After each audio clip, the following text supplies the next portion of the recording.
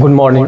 देखिए आज आप लोग को क्लास 9th का 13.2 का स्टार्टिंग करेंगे, ठीक है, बेलन से रिलेटेड क्वेश्चन इस चैप्टर में। ठीक है, जो भी क्वेश्चन होगी सब बेलन पे आधारित होगा। और आप लोग को बतलाए थे जो, ठीक है, बेलन का फार्मूला जो होता है पृष्ठीय क्षेत्रफल या कुल पृष्ठीय क्षेत्रफल या आयतन कैसे होता है, पिछले वीडियो में आप लोग को बतला दिए थे। ठीक है, अगर आप लोग को वो वीडियो देखना है तो डिस्क्रिप्शन में इसका लिंक दे देंगे, देख लीजिएगा आप लोग। जो बेलन का आयतन कैसे होता है और बेलन का पृष्ठीय क्षेत्रफल कैसे होता है। ठीक है, आज आप लोग को 13.2 का क्वेश्चन एक एक करके बतलाते हैं। देखिए मेंसुरेशन जो है यानी क्षेत्रमिति जो है भाषा पर आधारित है, और भाषा अगर आपको पढ़ने आ गया और फार्मूला अगर आपको आ गया तो क्वेश्चन बनाने में कहीं से कोई दिक्कत नहीं होगी। ठीक है, केवल क्वेश्चन पढ़िए और क्वेश्चन के अनुसार से देखिए जो क्या कहता है। वैसे देखिए इस बार वाला में आप लोग को, ठीक है, फिगर भी हम ला दिए हैं। क्वेश्चन कहता है ऊंचाई 14 cm वाले एक लंबवृत्तीय बेलन, लंबवृत्तीय बेलन का बात किया तो देखिए यहाँ पे एक हम बेलन बना दिए हैं, ये बेलन है। कहता है का पृष्ठीय क्षेत्रफल 88 cm² है, बेलन के आधार का व्यास ज्ञात कीजिए। बेलन के आधार का व्यास ज्ञात करने की बात है, यहाँ पर समझिए कैसे ज्ञात किया जाएगा। ठीक है, और ज्ञात करने के लिए ऐसे करके समझिए, ये हुआ आपका, ठीक है, ऐसे ऐसे आकृति लीजिए और ये आपका व्यास हुआ, ये आपका व्यास है, ये आपको ज्ञात करना है। ठीक है, ये आपको ज्ञात करना है। कैसे ज्ञात होगा ये व्यास जो है, ये कैसे ज्ञात होगा, यही चीज ज्ञात करना है आप लोग को।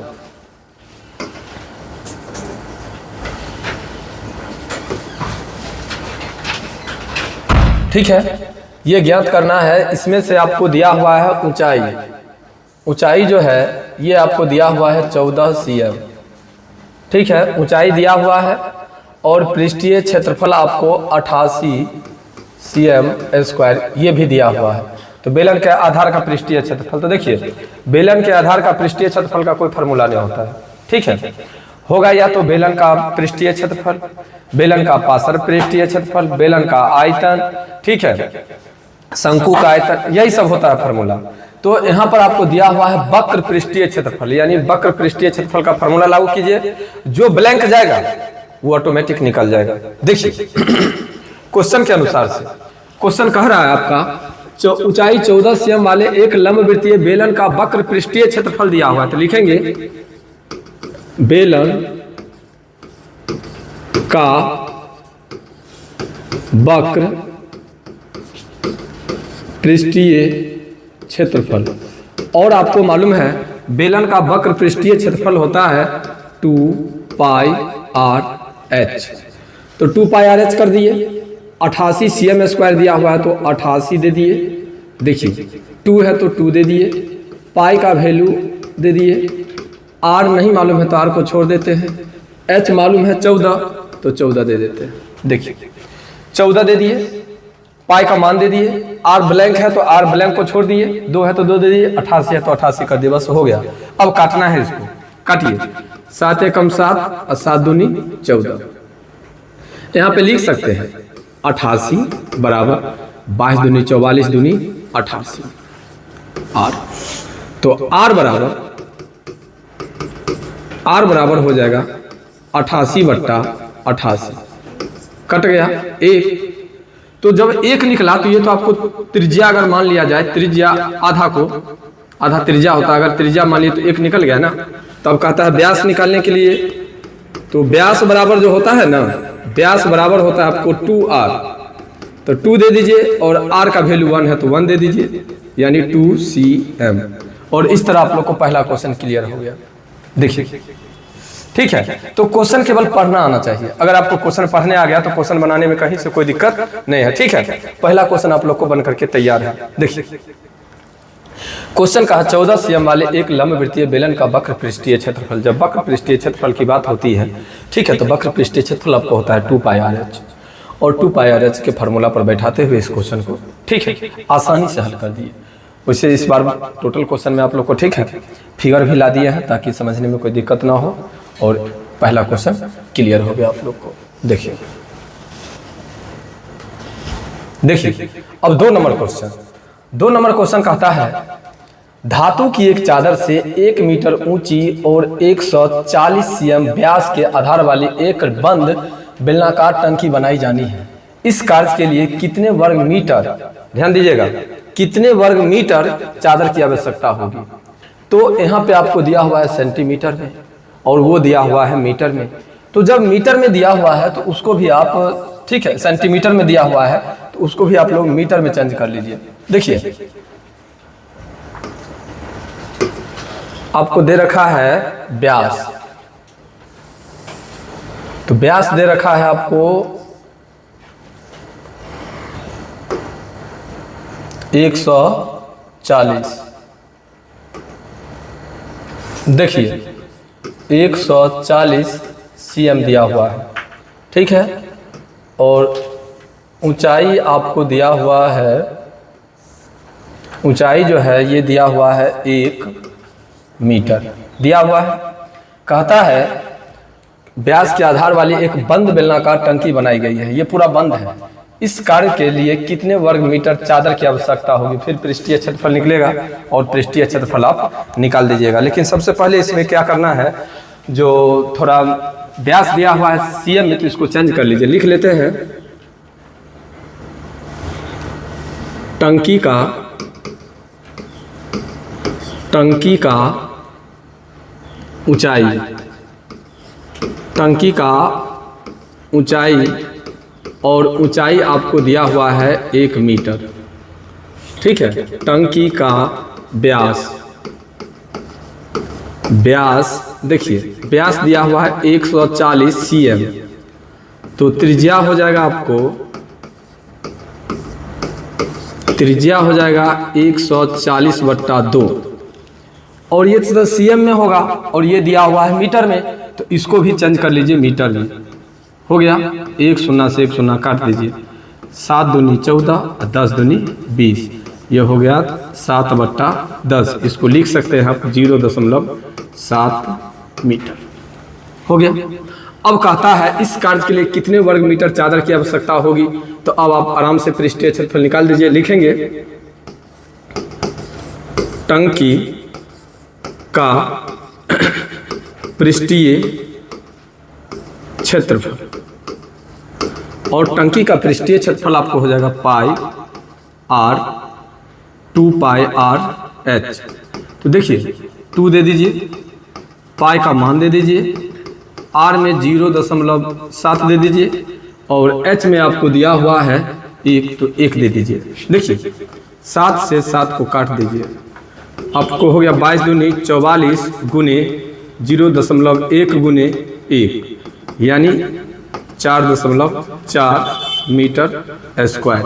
और इस तरह ये भी क्वेश्चन आपको क्लियर हो गया। देखिए ठीक है, क्वेश्चन कहता था धातु की एक चादर से 1 मीटर ऊंची और 140 सेंटीमीटर व्यास, 1 मीटर में दिया हुआ था और एक आपको दिया हुआ था सेंटीमीटर में। तो जब 1 मीटर में और 1 सेंटीमीटर में हो तो या तो मीटर में चेंज कर लीजिए या सेंटीमीटर में चेंज कर लीजिए।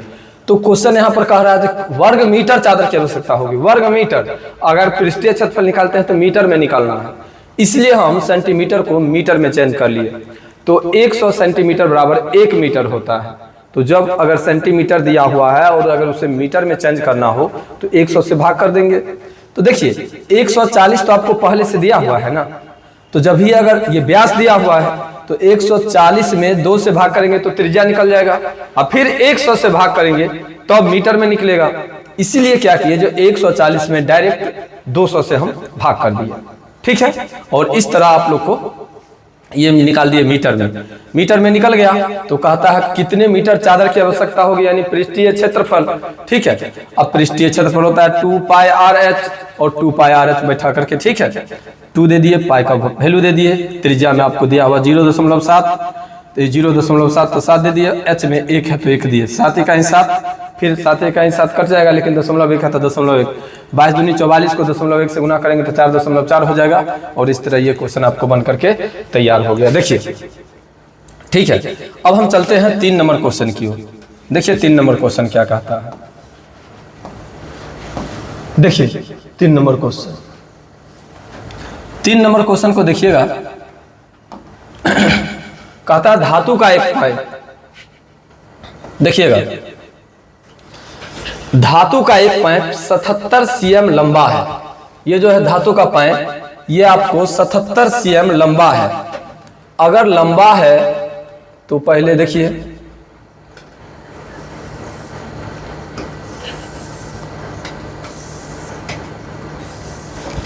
ऐसे करके मान लीजिए 77 cm लंबा, ये जो है लंबाई दिया हुआ है।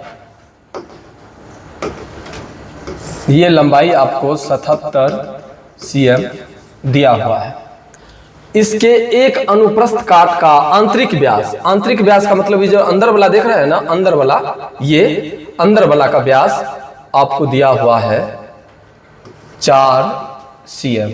और बाहरी व्यास ये जो देख रहे हैं रेड वाला, इसका व्यास जो है ये दिया हुआ है आपको 4.4 cm। कहता है आंतरिक वक्र पृष्ठीय क्षेत्रफल, बाहरी वक्र पृष्ठीय क्षेत्रफल और कुल पृष्ठीय क्षेत्रफल। कुल पृष्ठीय का मतलब क्या, आंतरिक वाले भी बाहर वाले भी, यहाँ भी एक वलय और एक वलय यहाँ भी, इस वलय का भी और इस वलय का भी, दोनों का पृष्ठीय क्षेत्रफल ज्ञात कीजिए। तो इस क्वेश्चन को थोड़ा देखिए गौर से, ठीक है, कैसे बनता है। सबसे पहले फिगर तो समझ गए, फिगर समझने के बाद क्वेश्चन भी कह रहा है धातु का एक पाइप, तो धातु का पाइप के अनुसार से बना दिए हैं। अब आप लोग गौर से देखिए क्वेश्चन कैसे बनता है। देखिए सबसे पहले लिखेंगे, ठीक है, पाइप का आंतरिक व्यास, आंतरिक व्यास आपको दिया हुआ है 4 cm, तो इसकी त्रिज्या हो जाएगी, इसकी त्रिज्या हो जाएगी 2 cm। पाइप का बाहरी व्यास, बाहरी व्यास आपको दिया हुआ है 4.4 cm, तो त्रिज्या हो जाएगी, इसको R1 और इसको R2 मान लीजिए, D1 और D2 मान लीजिए, तो ये हो जाएगा 2.2 cm। फिर ये मत पूछिएगा जो सर 2.2 कैसे आया, 4.4 में 2 से भाग किए, 4 में 2 से भाग किए, ठीक है। अगर आपको व्यास दिया रहे, अगर व्यास दिया रहे और त्रिज्या में बदलना हो, व्यास दिया रहे और त्रिज्या में बदलना हो तो 2 से भाग किया जाता है। ये बात याद रखिएगा, जो क्योंकि व्यास की आधी होती है त्रिज्या। अगर व्यास निकालना हो तो त्रिज्या में 2 से गुना कर दिया जाएगा, और अगर त्रिज्या ज्ञात करना हो तो व्यास में 2 से भाग कर दिया जाएगा।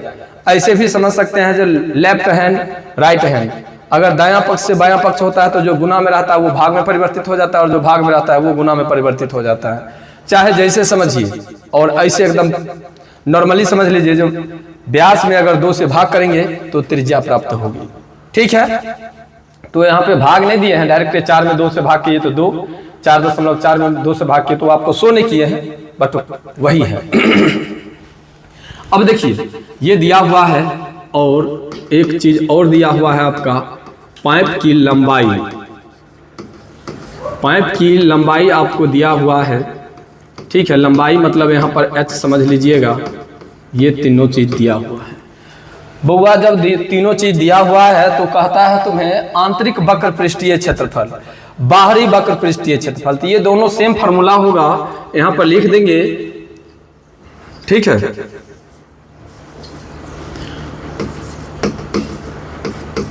बेलन, बेलन मतलब पाइप, यहां पर पाइप का जिक्र किया है तो लिख देते हैं बेलन पाइप का आंतरिक वक्र पृष्ठीय क्षेत्रफल, वक्र पृष्ठीय क्षेत्रफल, ये हो जाएगा आपको 2 πr h। देखिए 2 पाई आर एच होता है तो 2 दे देते हैं, पाई का वैल्यू दे देते हैं, आर में आपको हो जाएगा 2 और एच में हो जाएगा 77। देखिए 7 ही का 7 11 7 77 हो जाएगा 2 गुनी 22 गुनी 2 गुनी 11, तो 22 दूनी 44 दूनी 88, 88 को 11 से गुना कर लीजिए, 8 8 8 8 8 8 दूनी 16 के 6 8 1 9, ये हो जाएगा 968 cm स्क्वायर। एक आंसर तो आ गया, एक आंसर क्लियर है, ठीक है। देखिए दूसरा, बाहरी वक्र पृष्ठीय क्षेत्रफल कहता है, लिखेंगे बाहरी वक्र पृष्ठीय क्षेत्रफल। तो आंतरिक वक्र पृष्ठीय क्षेत्रफल 2 पाई आर एच हुआ और बाहरी वक्र पृष्ठीय क्षेत्रफल कुछ दूसरा थोड़े होगा क्या, ये भी तो होगा आपको 2 पाई आर एच। तो देखिए 2 दे दिए, पाई का वैल्यू दे दिए, आर में आपको इसमें हो जाएगा 2.2 और एच में तो दोनों में समान ही है, तो 7 11 7 77। देखिए 2 गुनी 22 गुनी 2.2 गुनी 11, तो यहाँ पर हो जाएगा 22 दूनी 44 और 44 को 11 से गुना कर लीजिए, पहले 44 को 11 से गुना कर लीजिए,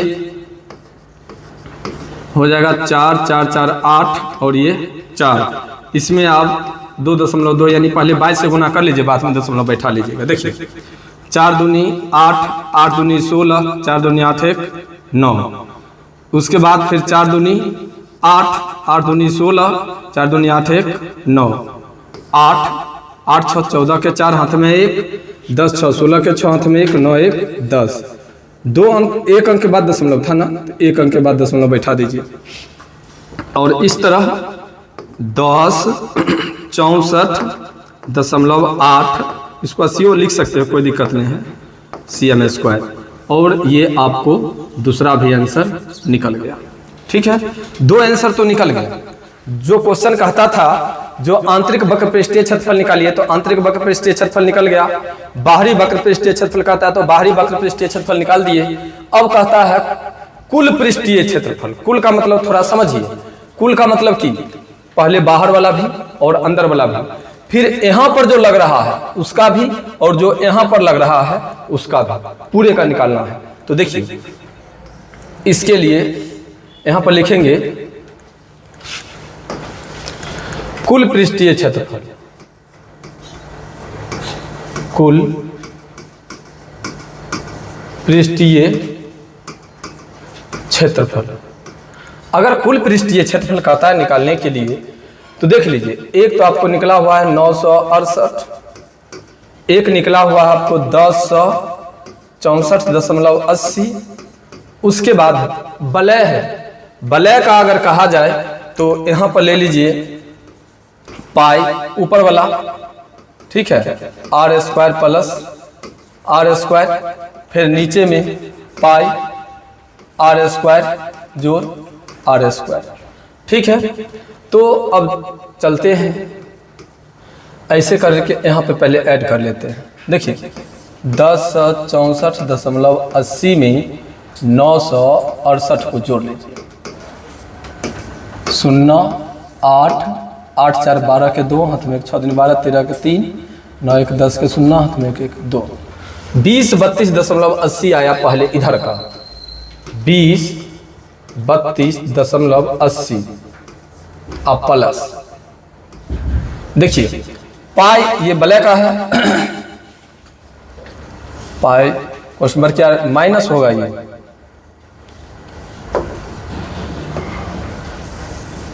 देखिए फॉर्मूला ये होगा pi r square minus r square plus pi r square minus r square, ठीक है। ये वाला हुआ ऊपर का और ये वाला हुआ नीचे का। अब देखिए पाई है तो 22/7 दे दीजिए, उसके बाद कैपिटल आर है ऊपर में तो 2.2 का स्क्वायर कर लीजिए, माइनस 2 का स्क्वायर कर लीजिए एक बार। इसी में जो यहाँ है जो यहाँ है, इसी में अगर 2 से गुना कर लेंगे तो कोई दिक्कत नहीं होगा। इसी में 2 से गुना कर लीजिए, आगे हो जाएगा फिर प्रक्रिया। देखिए 20/32.80 प्लस 22/7, एक ये और एक ये 2 वाला है इसलिए 2 से गुना किए हैं। अब देखिए 22 को 22 से गुना करेंगे तो 484, 2 अंक बाद हो जाएगा, माइनस 2 दूनी 4, उसके बाद गुना 2। यहाँ पर अगर आपकी इच्छा होगी तो a² माइनस b² का भी फार्मूला लागू कर सकते हैं। ठीक है, कैसे? तो देखिए a plus b a minus b। ठीक है, तो फिर वही हो जाएगा 2 2 4.2 में से आपको यहाँ पर 0.2 से गुना करना होगा। ठीक है, चलिए अब देखिए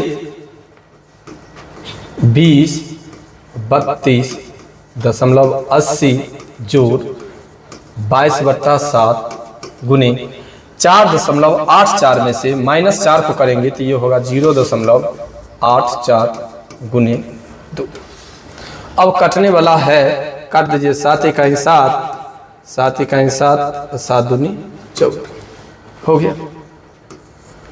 अब देखिए बराबर 20/32.80 प्लस 22 दूनी 44, 44 में आप 12 से गुना कर दीजिए, 4 दूनी 8, 4 दूनी 8, 4 4, ये हो जाएगा 8 8 4 12 के 2 हाथ में 1, 4 1 5 हो गया। आपको 2 अंक बाद दशमलव है तो 2 अंक बाद दशमलव बैठा दीजिए, आपको हो जाएगा 5 दशमलव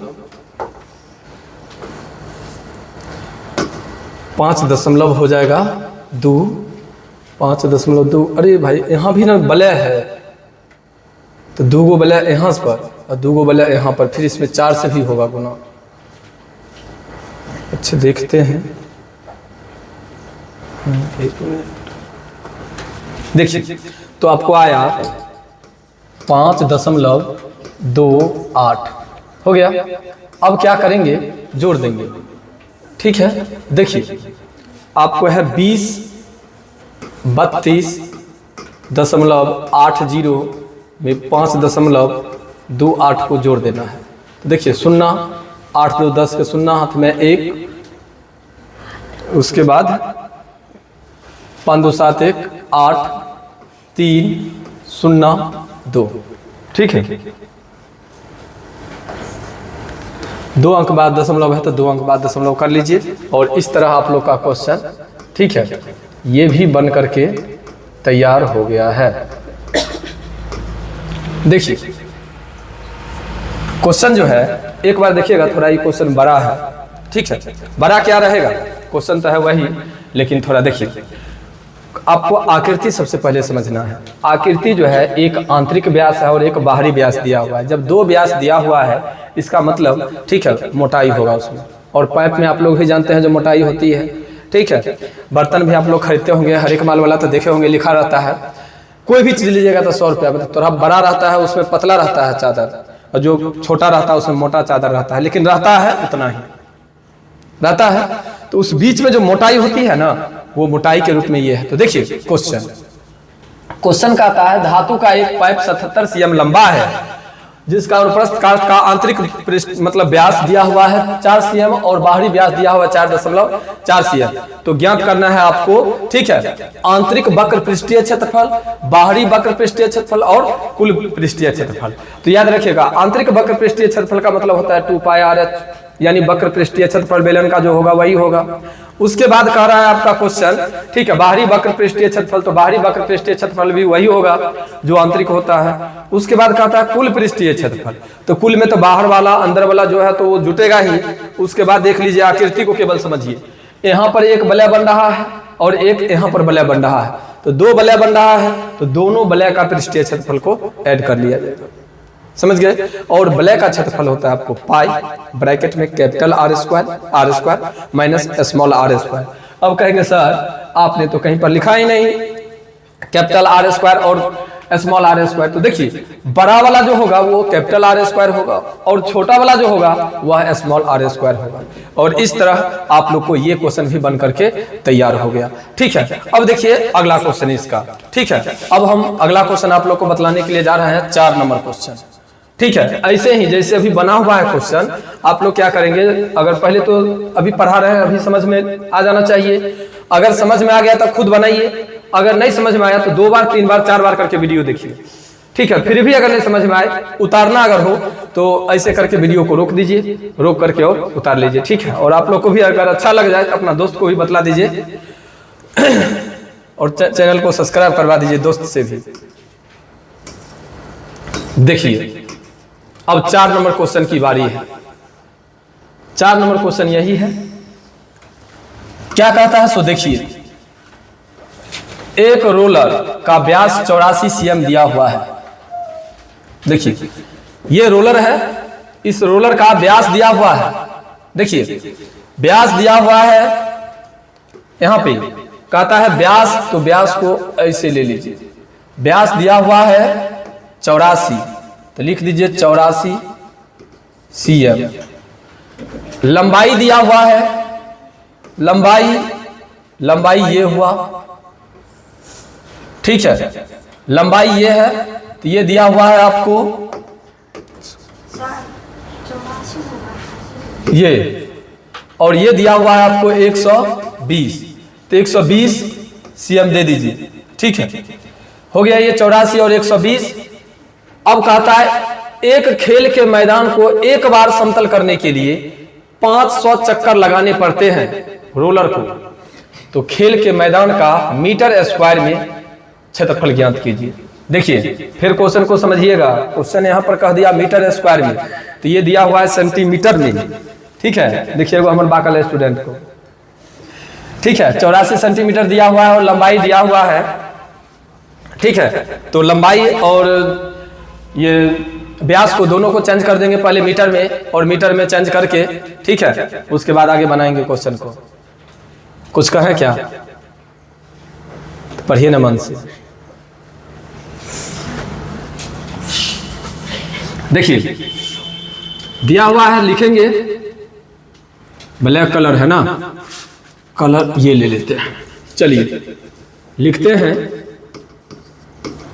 रोलर का व्यास, व्यास आपको दिया हुआ है 84 cm, तो त्रिज्या हो जाएगा, बतलाए हुए थे अगर व्यास दिया रहे और त्रिज्या में कन्वर्ट करना हो तो क्या करेंगे, 2 से भाग करेंगे। तो भाग दे दीजिए, हो गया। तो ये 4 2 cm हो गया। आपको लंबाई दिया हुआ है रोलर का, तो रोलर का लंबाई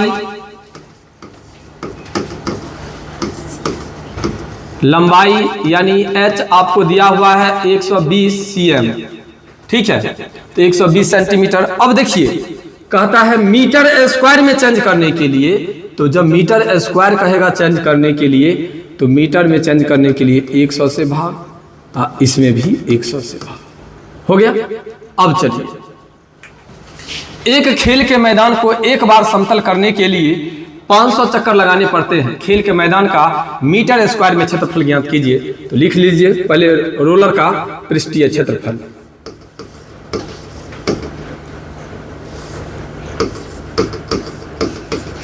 रोलर का पृष्ठीय क्षेत्रफल, और पृष्ठीय क्षेत्रफल होगा 2 पाई आर एच। 2 दे दीजिए, पाई का मान दे दीजिए, आर में आपको दिया हुआ है 42/100, तो 42/100 कर दीजिए, और एच में 120/100 है तो 100 कर दीजिए, हो गया। अब देखिए 0 से 0 को कैंसिल कर दीजिए, 7 इकाई 7 और 7 6 42। अब बट्टा में दिया हुआ है लेकिन बाद में प्लस माइनस कर लेंगे। देखिए 2 22 6 × 12 और बट्टा में 1000 हो गया। अब कहता है एक चक्कर लगाने में, ठीक है, लगाने के लिए 5 खेल के मैदान को एक बार समतल करने के लिए 500 चक्कर लगाने पड़ते हैं, इसीलिए 500 से इसी में डायरेक्ट गुना कर दीजिए। देखिए 1 0 से 1 0, 1 0 से 1 0, 5 इकाई 5, 5 दूनी 10 है, ई 2 से 2 कट गया, तो हो गया आपको 22 को 6 से, तो 6 दूनी 12 कर दो हाथ में, 6 दूनी 12 1 13, इसमें 12 से गुना कर देंगे, 2 दूनी 4, 3 दूनी 6, 2 2 3 1, तो हो जाएगा 4 6 2 8 3 2 5 1। इसका आंसर हो जाएगा आपको 1584 मीटर स्क्वायर। देखिए अगर बट्टा में अगर रखते, अगर ये यहाँ पर जो हम अभी किए थे, अगर इसको गुना भाग कर देते, मतलब भाग कर देते 42 में 100 से भाग कर देते, तो आपको थोड़ा परेशानी हो जाती। क्या कर दिए हम, जैसे था वैसे बट्टा बैठा करके आए। देखिए बट्टा में रहते गया 500 से, जैसे ही गुना करने की बात आई क्लियर हो गया। ठीक है, तो ये क्वेश्चन भी बन गया आप लोग को। अब आपको, ठीक है, आज के क्लास में इतना ही क्वेश्चन रहने देते हैं। 4 क्वेश्चन आज हो गया है, ठीक है। फिर अगला वीडियो बनाएंगे, अगला क्लास जो होगा उस क्लास में आप लोग को, ठीक है, आगे जहां तक संभव हो सके वहां तक आप लोग को बना करके फिर बतलाएंगे और क्लास चलेगी। आज भर इतना ही रहने दीजिए, लेकिन मन से अच्छा से सुंदर से पढ़िए, ठीक है। ये चीज़ आपको कोई बांटने वाला नहीं है, ठीक ना।